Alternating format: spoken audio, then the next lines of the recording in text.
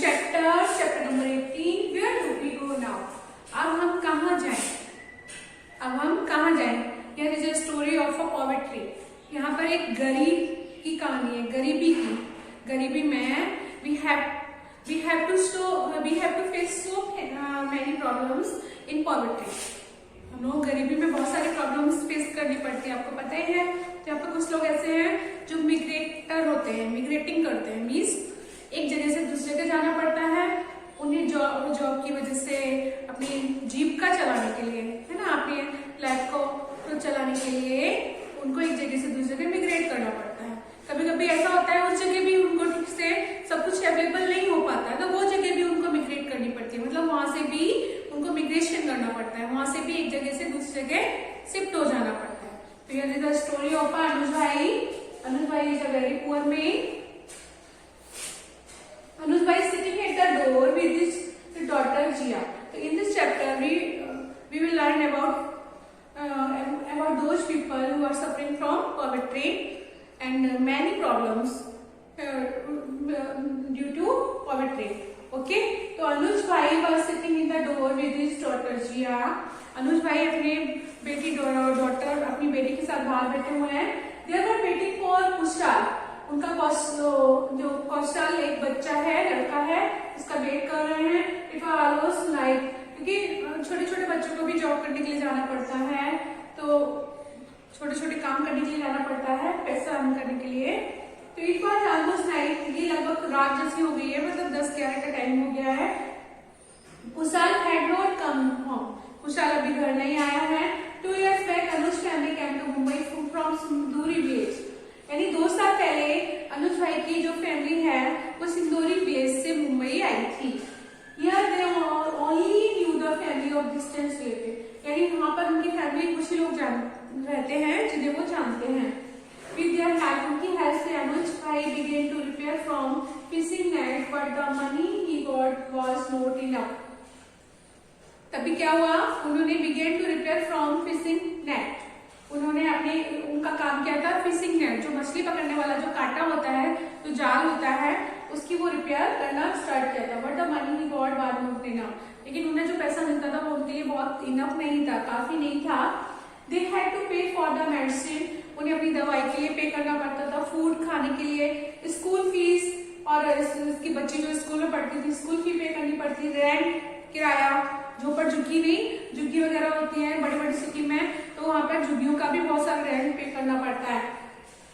तो fee and rent for the house, जिस घर में रहते हैं उसका भी रेंट देना पड़ता था।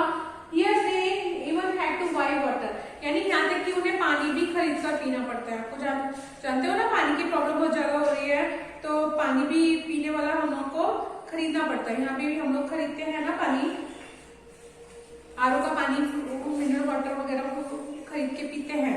तो it was night but Kushal had not come home, बहुत ज्यादा रात हो चुकी, कुशाल नहीं आया।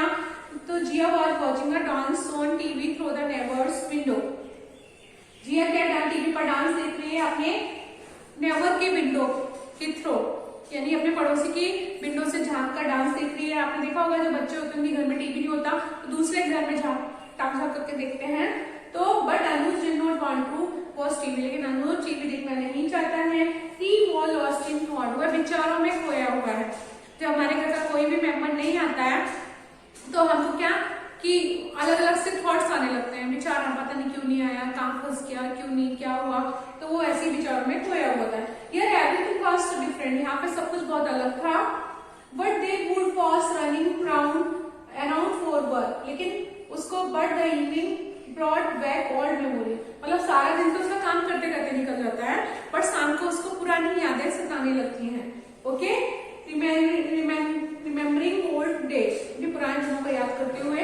अनुज was born in Khedi village, Anuj भाई है, उसका जन्म खेड़ी गांव में हुआ था। In middle the thick green jungles and hills, उसका गांव जो था वो घनी पहाड़ियों और जंगल के बीच में है। The people of this village had been living here for many years, यहाँ के लोगों को बहुत टाइम तक यहीं पर रहना पड़ा था। There was peace in Anuj village but not silence, मतलब इस गांव में बहुत ज्यादा शांति बहुत थी, पर चुप्पी नहीं थी। यानी कि साइलेंस बट नॉट साइलेंट, लेकिन कोई शांति नहीं, मतलब वैसी शांति थी बट वैसी शांति नहीं थी, मतलब पैसे की अर्निंग नहीं थी। There was so many soothing sound, the gurgle of the flowing water, वहाँ पे बहुत सारे अच्छे अच्छे साउंड्स थे। The gurgle of flowing river, बहती हुई नदी के पानी की आवाज। The number of trees and chirping of birds, बहुत सारे पेड़ देखने को मिलते हैं, पक्षियों की चहचहाट। People used to do farming, लोगों को फार्मिंग करना पड़ता है, मीन्स वहाँ के लोगों को खेती करना पड़ता था, उनका जो मेन ऑक्यूपेशन था वो फार्मिंग था। While working with elders, children so learned many things like to dance together, to play flute and bowl, to make posts of clay and bamboo, then recognize birds and imitate their sound. While working, काम करते करते बड़ों के साथ बच्चे भी बहुत सारी चीजें सीखते थे। जैसे आपने देखा नहीं, खेतों में लोग काम करते करते साथ में गुनगुनाते रहते हैं। टू डांस टुगेदर, साथ में नाचना। टू प्ले फ्लूट, यानी कि बांसुरी बजाना सीखना। ढोल यानी ड्रम बजाना, ढोलक बजाना सीखना। To make post of clay and bamboo, यानी कि बहुत सारे मिट्टी से या बैम्बू यानी बांस से बहुत सारे आइटम बनाना। And recognize words and imitate their sound, यानी पक्षियों की आवाज को पहचानना, इमिटेट करना, उनकी साउंड की नकल करना। ओके, उसको इमिटेट बोलते हैं, इमिटेट देयर साउंड। जैसे कि पैरट हमारी साउंड, हमारी ह्यूमन वॉइस जो होती है ना, उसकी इमिटेशन करता है, इमिटेट करता है। People collect things from the forest of their use, यानी लोग फॉरेस्ट से ही अपनी जरूरत की चीजों को कलेक्ट करते हैं। जैसे कि फायरवुड, ईंधन, चूल्हे में जलाने के लिए लकड़ियां वो जंगल से कलेक्ट करते हैं, खाने के लिए फल सब्जियां फ्रूट सब कुछ जंगल से। तो some of those they would sell in town across the river, यानी कि वो लकड़ियों में इकट्ठा करके या कोई भी सामान जैसे कि सब्जी है, फ्रूट्स है, वो सारे कलेक्ट करके उनको अक्रॉस द रिवर यानी नदी को पार करके सिटी में जाके सेल करना पड़ता था। उससे जो पैसे मिलते थे उससे वो अपनी लाइफ चलाते थे। With that money they bought white salt, oil, rice and some cloth, उस पैसे से वो कुछ नमक, तेल, चावल और कुछ कपड़े खरीदते थे। Although it was a place where people used to live together like a big family, यहाँ तक कि यहाँ के लोगों को भी अपने परिवार के साथ एक साथ मिलकर रहना पड़ता है। Anuj sister was married in the same village, Anuj की जो बहन है उसकी उसी गांव में शादी हो गई। But helped one another in good and bad time, लेकिन और वो एक दूसरे के अच्छे या बुरे समय में एक दूसरे की मदद करते थे। The elder would arrange weddings and settle quarrels of guilt. The elders would arrange wedding, जो बड़े लोग होते थे वो शादी संभालते थे, शादी ब्याह संभालते थे। एंड सेटल क्वेरल्स ऑफ गुइल्ट, और गांव में जो भी झगड़ा वगैरह हो जाता था उसको वो लोग सुलटाते थे। अनुज was born a strong young man, अनुज जो एक था वो बहुत ही स्ट्रॉन्ग मैन था, जो उसका जन्म हुआ था बहुत मजबूत था।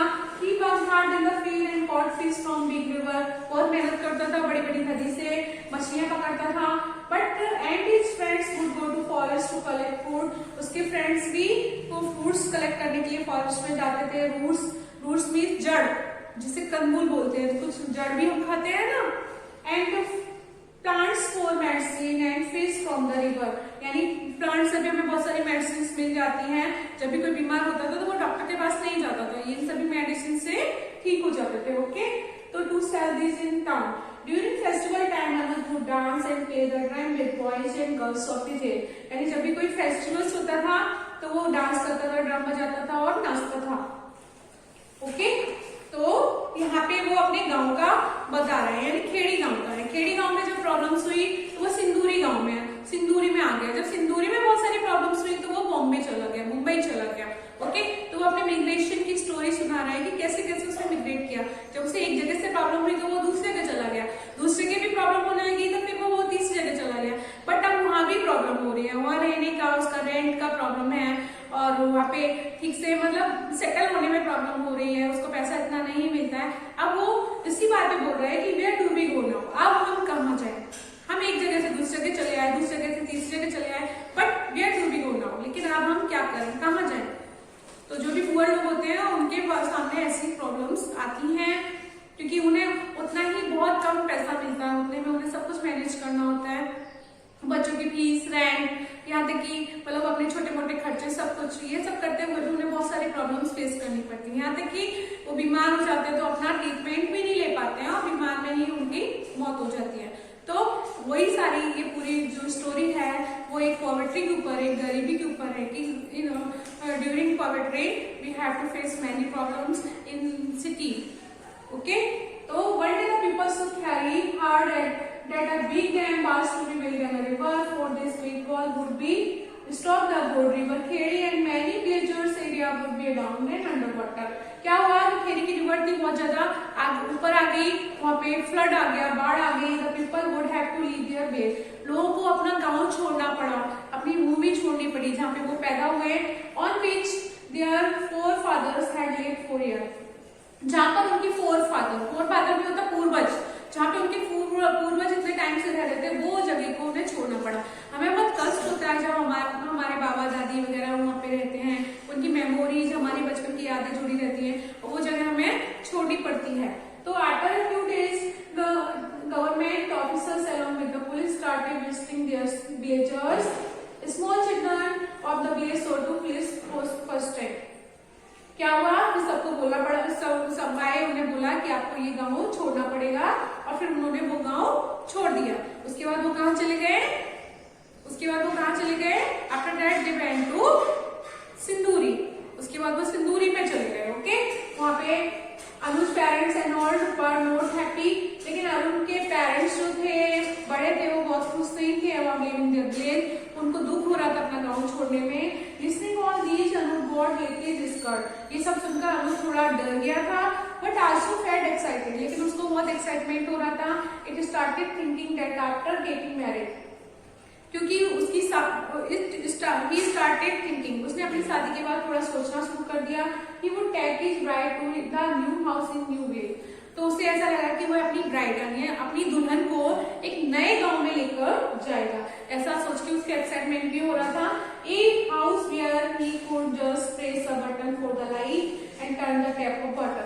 उसने सोचा कि वहां पर ऐसा घर होगा जहाँ पे बटन प्रेस करने पे लाइट आ जाएगी, मतलब बटन दबाने पे लाइट जलेगी, और टैप खोलेंगे यानी नल की टोटी खोलेंगे तो पानी आएगा. वहां गांव में क्या करना पड़ता था? नदी से, लेक से पानी को लाना पड़ता था, है ना, और इलेक्ट्रिसिटी नहीं थी. तो he would travel by bus and see how places in the city. यानी वो बस से ट्रेवल करेगा और सिटी में घूम के इधर जाएगा. लेकिन ये सब उसको सारा जितना भी था ना, वो सब इमेजिनेशन में अच्छा लग रहा था, बट जब वो वहां गया तो वो सब इतना अच्छा नहीं लगा. वहां भी प्रॉब्लम्स होने लगी, फिर उसको वहां से इमिग्रेट करना पड़ा. उसके बाद वो मुंबई चला गया. Okay, so it is enough for today. Okay, for this video again and again for understand this chapter. Okay, till